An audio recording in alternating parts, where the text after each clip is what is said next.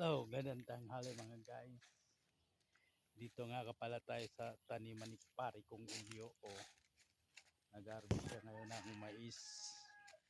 Kaya ngayon kalawak. Kaya madali magtanim ng mais. Pero ang pinakamahirap ang mag-ani. Malawak yan.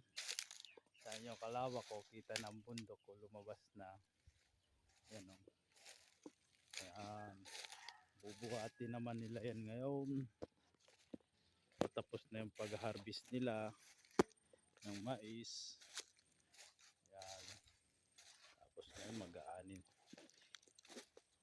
Bibilad-bilad pa. Malawak-lawak yan. Yan. Ito yung mga taniman dito sa amin. Sa San Isidro. Nilang nila. May natitira pa silang